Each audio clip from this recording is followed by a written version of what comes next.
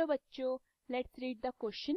So the question says solve in positive integers 23x plus 17y plus 11z is equal to 130. So the key concept of this question is substitution method. Okay, देखिए substitution method में हम क्या करते हैं, किसी भी दो equation में से हम एक इक्वेशन को सिलेक्ट करेंगे, उसमें से एक वेरिएबल की वैल्यू फाइंड करेंगे, फिर उस वेरिएबल की वैल्यू को हम दूसरे इक्वेशन में पुट कर दूसरे वेरिएबल की वैल्यू फाइंड करते हैं. Okay, and second thing is hit and trial method. ठीक है, हिट एंड ट्रायल मेथड में क्या होता है, हमारे पास सपोज हमारे पास एक इक्वेशन है a x प्लस b और वो c के इक्वल है.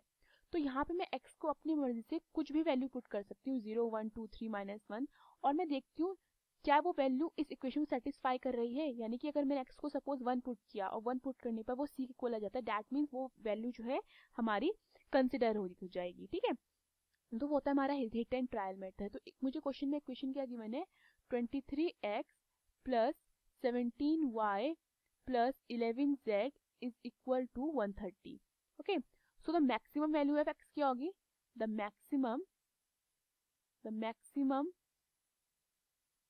value of x मेरी हो जाएगी 130 upon 23 which is something equal to approx 5.66. तो मैं 5 कंसिडर कर लेती हूँ, तो मेरी मैक्सिमम वैल्यू ऑफ x कितनी हो जाएगी, 5. दैट मीन्स मैं x को क्या पुट कर सकती हूँ, मैं x को 1 भी पुट कर सकती हूँ, मैं x को 2 भी पुट कर सकती हूँ, 3 भी, 4 भी, 5 भी. ठीक है, मैक्सिमम 5 है, 5 तक मैं पुट कर सकती हूँ.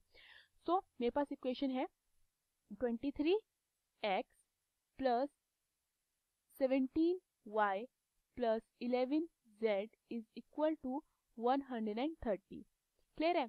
सो अगर मैं यहाँ पे x को 1 पुट करती हूँ, put x is equal to 1, तो मेरी इक्वेशन क्या बनेगी, 23 multiply by 1 plus 17y plus 11z is equal to 130.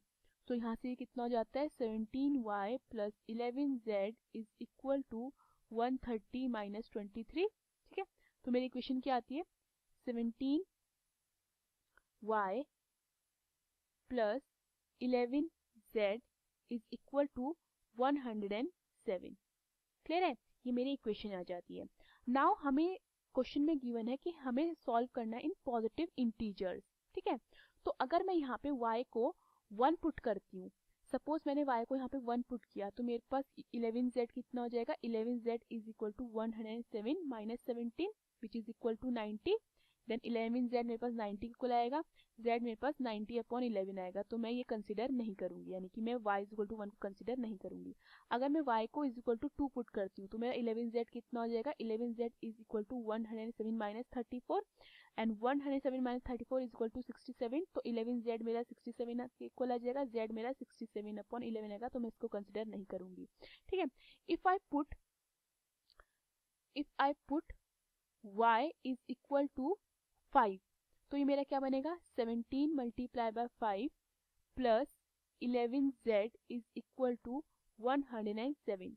यानी कि मेरा 11z किसके इक्वल आ जाएगा, 107 माइनस 85. तो ये कितना होता है, 11z इज इक्वल टू 22 हो जाएगा, यानी कि z मेरा कितना आ जाएगा, 2 आ जाएगा. तो दैट मीन्स मेरा y इज इक्वल टू 5 ने ये क्वेश्चन क्या करी है, सेटिस्फाई की है. क्लियर है. सो मैं y is equal to 1, y is equal to 2, y is equal to 3 ये सब मेरे काम नहीं करेंगे. किसने काम किया, y इज इक्वल टू 5. जब मैंने y इज इक्वल टू 5 किया, z मेरा 2 आ गया. क्लियर है.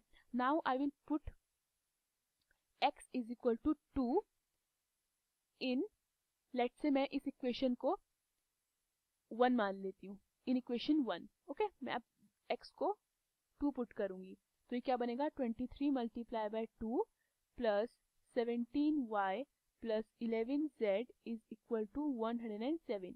यानी कि मुझे कितना देगा, 17y plus 11z is equal to 107 minus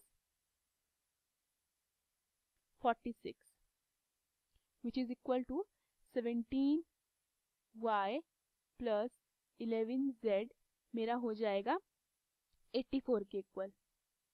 clear है. अब मेरे पास इक्वेशन आती है 17y plus 11z is equal to 84। Again मैं क्या करती हूँ, अगर मैं यहाँ पर y को 1 पुट करती हूँ तो मेरा 11z कितना हो जाएगा, 11z is equal to 84 minus 17 हो जाएगा।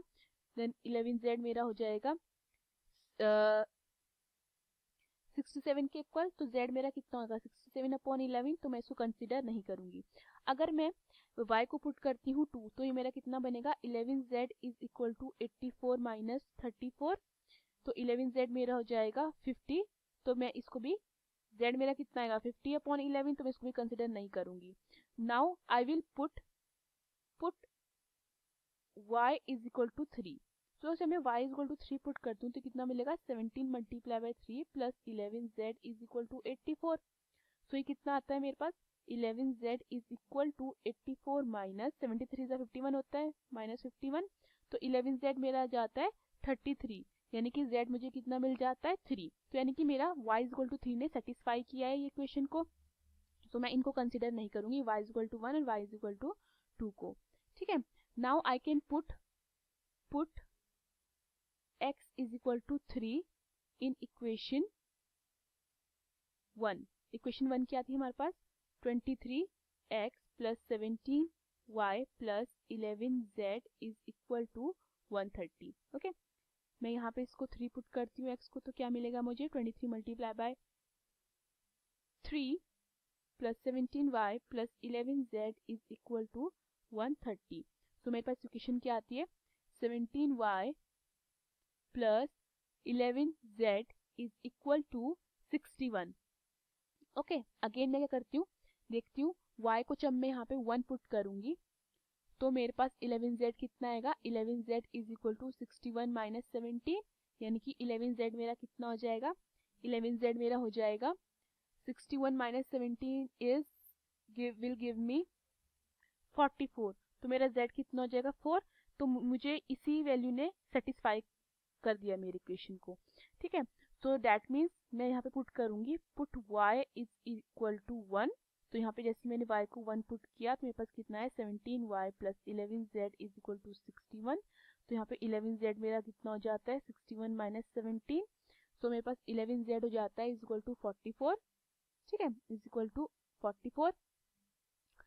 सो मेरा z कितना हो जाता है, मेरा z हो जाता है 4। इतना क्लियर है। Now I will put x is equal to 4 in equation first. तो ये कितना है मेरे पास, 23 मल्टीप्लाई बाय 4 प्लस ये जाएगा 17y plus 11z is equal to 130। So मेरे पास 17y plus 11z, 17y plus 11z is equal to आता है 38। ओके, सो अगेन मैं यहाँ पे क्या करती हूँ, मैं यहाँ पे पुट करती हूँ अगर 1।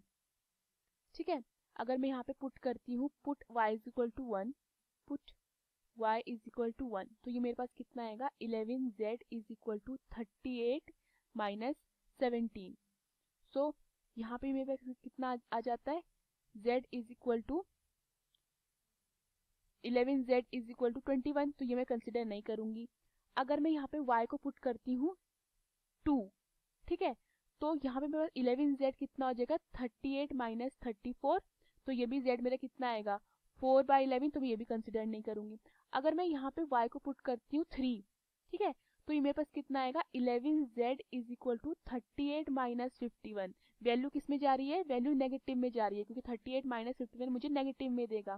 सो दैट मीन्स यहाँ पे जो मेरा y इज इक्वल टू 1 ने 2 ने सेटिस्फाई नहीं किया और y इज इक्वल टू 3 ने भी सेटिस्फाई नहीं किया। तो इससे मुझे क्या पता चलता है कि that this will not have any positive integer solutions. जो ये इक्वेशन है मेरी, this will not have positive integer solutions. Okay, if x is equal to 4, then this equation will not have positive integer solution। Okay, positive integer solution नहीं है इसका, हमें जो solution है वो पॉजिटिव इंटीजर्स में नहीं मिलेगा। अब मैं क्या कर सकती हूँ, अब मैं पुट कर सकती हूँ x को is equal to 5 in equation first. Okay तो ये क्या बनेगा 23 multiply by 5 plus 17y plus 11z is equal to 130। तो यहाँ से मेरे पास इक्वेशन क्या आती है 17y plus 11z is equal to 15।